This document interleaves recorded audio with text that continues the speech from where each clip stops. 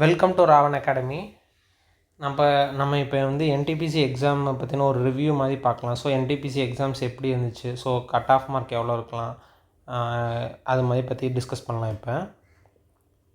So first question லெவல்லாம் பார்த்தீங்கன்னா கொஞ்சம் moderate to heart லெவலில் தான் இருந்துச்சு. ஸோ ரொம்ப ஈஸி அந்த லெவல்லலாம் சொல்ல முடியாது. கொஷின்ஸ் லெவலில் அட்டன் பண்ணியிருந்தீங்கன்னா தெரிஞ்சிருக்கும். ஒரு மாட்ரேட் டு ஹார்ட் லெவலில் தான் கொஷின்ஸ் எல்லாமே இருந்துச்சு. ஸோ அதுமாதிரி ஒன்லைனர் கொஷின்ஸ்லாம் மேக்ஸிமம் இல்லை. ஆப்டிடியூடு, ரீசனிங் எல்லாருமே வந்து கொஞ்சம் டைம் கன்சியூமிங்காக இருந்துச்சு. ஸோ ரீசனிங்லலாம் டேரெக்ஷன் பார்த்தீங்கன்னா ஸ்டார்ட் பண்ணிட்டு அப்படியே போய்கிட்டே இருக்காங்க. அந்த மாதிரி தான் இருக்குது. ஒரு 4-5 டேரெக்ஷன் சுற்றி போயிட்டுருக்க மாதிரி தான் இருந்துச்சு. டேரெக்டாக வந்துட்டு நம்ம போடுறாப்லே இல்லை, கொஞ்சம் டைம் எடுத்து போடுற மாதிரி தான் இருந்துச்சு எல்லா கொஷின்ஸுமே. ரீசனிங் அண்ட் ஆப்டிடியூட் கொஞ்சம் டைம் கன்சியூமிங்காக இருந்துச்சு.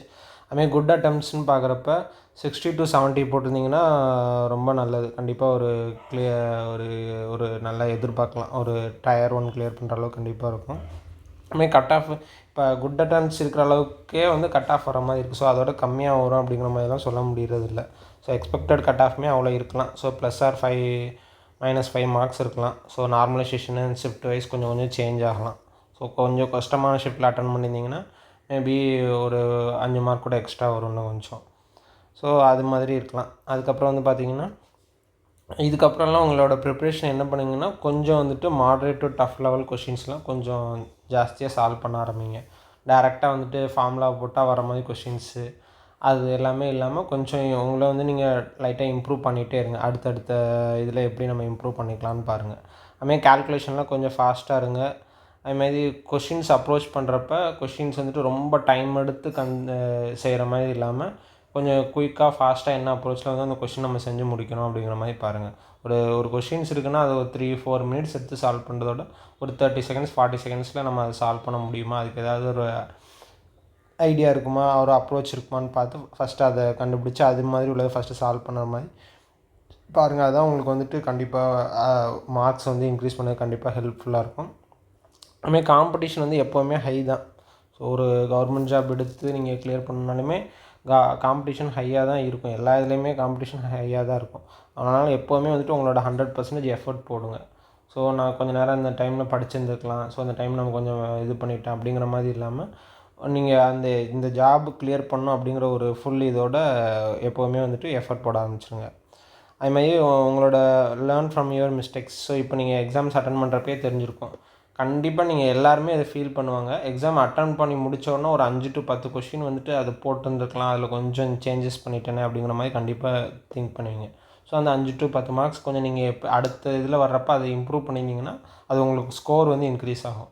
ஸோ இப்போ அரௌண்ட் ஒரு 65 எடுத்திருக்கீங்க, 65 வந்துடும் அப்படின்னு நினச்சிட்டு இருந்தீங்கன்னா ஒரு 10 கொஷின் உங்களுக்கு போடுற அளவுக்கு தான் இருந்திருப்பீங்க. ஸோ அதில் ஏதோ ஒரு சின்ன இது டவுட்டாக இருக்கணும்னால அதை வந்து அட்டன் பண்ணாமல் விட்ருப்பீங்க. ஸோ அந்த கொஷின்ஸை வந்து கொஞ்சம் இம்ப்ரூவ் பண்ணி அதை வந்து போட பார்த்துருங்க அடுத்த எக்ஸாம்ஸ் அடுத்து வர்றப்போ. ஸோ அது வந்து உங்களுக்கு கண்டிப்பாக வந்துட்டு ஒரு இதாகும். அதுமாதிரி இன்னொன்று சொல்கிறது என்னென்னா இப்போ உள்ள காம்படிஷனில் வந்துட்டு ஒரு எக்ஸாம்ஸ் வந்து ப்ரிப்பேர் பண்ணுங்கள். ஸோ ஒரு எக்ஸாம்ஸ் வந்து கண்டினியூஸாக ப்ரிப்பேர் பண்ணுங்கள். ரொம்ப வந்து ஷிஃப்ட் பண்ணாங்க. இப்போ ஒரு சிலபஸ் வந்து ஒரு 50-70% சேம் சிலபஸாக இருந்தால் ஓகே. இப்போ சிஜிஎல் ப்ரிப்பேர் பண்ணுறீங்க, என்டிபிசி ப்ரிப்பேர் பண்ணுறீங்கன்னா ஓகே. என்டிபிசி இல்லை ப்ரிப்பேர் பண்ணிட்டு சிஜிஎல்னால் ஓகே. இந்த இது வந்து ஓரளவுக்கு ஓகேவாக தான் இருக்கும்.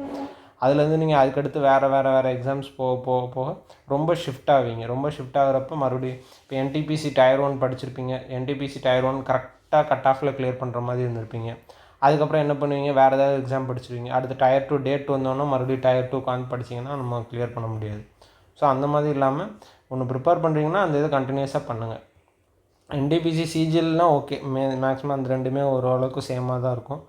சிஜிஎலுக்கு இங்கிலீஷ் மட்டும் எக்ஸ்ட்ரா படிக்கிறாப்பில் இருக்கும். மற்றபடி இதுலேருந்து கொஞ்சம் அட்வான்ஸாக இருக்க மாதிரி இருக்கும், அவ்வளோதான். அதுமாதிரி இப்போ என்டிபிசி ஓரளவுக்கு சிபிடி 1 நல்லா பண்ணியிருக்கீங்க அப்படிங்கிற மாதிரி ஒரு கான்ஃபிடென்ட் இருந்தால் சிபிடி 2 இப்போயே ஸ்டார்ட் பண்ணிடுங்க. ஸோ ரொம்ப கேப் விடாதீங்க. அது வந்துட்டு பின்னாடி உங்களுக்கு ரொம்ப பெரிய இஷ்யூவாக இருக்கும். ஸோ இப்போயே ஸ்டார்ட் பண்ணிட்டீங்கன்னா உங்களுக்கு கண்டிப்பாக இன்னும் கான்ஃபிடென்ட் லெவல் கண்டிப்பாக இன்க்ரீஸ் ஆயிரும். எக்ஸாம் கண்டிப்பாக அதனால் கிளியர் பண்ணுறதுக்கு கண்டிப்பாக யூஸ்ஃபுல்லாக இருக்கும். அதே மாதிரி டைப்பிங் எக்ஸாம்ஸ் வந்துட்டு ஸ்டார்ட் பண்ண ஆரம்பிச்சுங்க. இதுக்கப்புறம் வந்துட்டு டயர் 2 டைப்பிங் எல்லாமே வர ஆரம்பிச்சிடும். ஸோ டைப்பிங் இப்போயே ப்ராக்டிஸ் பண்ணிங்கன்னா உங்களுக்கு கண்டிப்பாக வந்து ஒரு இதாக இருக்கும். அதே மாதிரி டைப்பிங் எக்ஸாம்ஸ் நல்லா பண்ணிட்டீங்கன்னா உங்களுக்கு வந்துட்டு ஒரு ஜாப் கிடைக்கிறது கண்டிப்பாக ஹெல்ப்ஃபுல்லாக இருக்கும். ஏன் அந்த மாதிரி சொல்கிறேன்னா டைப்பிங் இல்லாத எக்ஸாம்ஸ்க்கு வந்து கட் ஆஃப் ஹையாக இருக்கும். ஸோ டைப்பிங் இருக்கிற எக்ஸாம்ஸ் வந்து கட் ஆஃப் கம்மியாக இருக்கும். நீங்கள் ஈவன் மார்க் ரொம்ப கம்மியாக எடுத்திருந்தாலுமே டைப்பிங் கிளியர் பண்ணியிருந்தீங்கன்னா உங்களுக்கு வந்துட்டு ஒரு ஜாப் ஈஸியாக கிடைக்கிற மாதிரி ஆயிரும். ஏன்னா நிறைய பேர் வந்துட்டு அட்டன் பண்ணுறவங்க டைப்பிங்லாம் கிளியர் பண்ண மாட்டாங்க. ஸோ அந்த மாதிரி நிறைய பேர் இருப்பாங்க. நீங்கள் அதனால் டைப்பிங் நல்லா பண்ணிடுங்க. டைப்பிங் நல்லா பண்ணிட்டீங்கன்னா உங்களுக்கு ஒரு ஒரு அட்வான்டேஜ் மாதிரி தான், ஒரு ஆடட் அட்வான்டேஜ் மாதிரி தான். கண்டிப்பாக ஒரு ஜாபு கிடைக்கிறதுக்கு கண்டிப்பாக அது ஹெல்ப்ஃபுல்லாக இருக்கும். அதே மாதிரி ஆஃபீஸ் ஜாபு நீங்கள் போகணுன்னு நினச்சிங்கன்னா அந்த டைப்பிங் வந்து கண்டிப்பாக கிளியர் பண்ணியிருக்கணும். So senior clerk cum typist இல்லை ஜூனியர் அக்கௌண்ட் அசிஸ்டன்ட் இதெல்லாம் ஜாயின் பண்ணுறீங்கன்னா கண்டிப்பாக வந்து டைப்பிங் தெரிஞ்சிருந்தால் தான் இந்த டைப்பிங் கிளியர் பண்ணியிருந்தால் தான் இந்த 2 ஜாப்லாம் வரும்.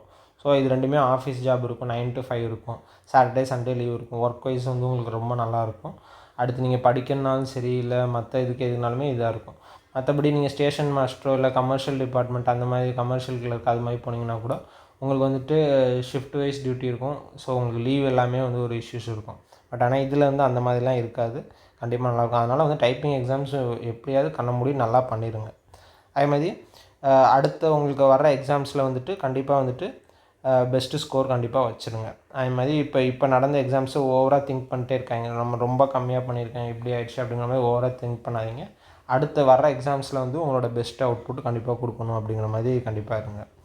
Okay, thank you.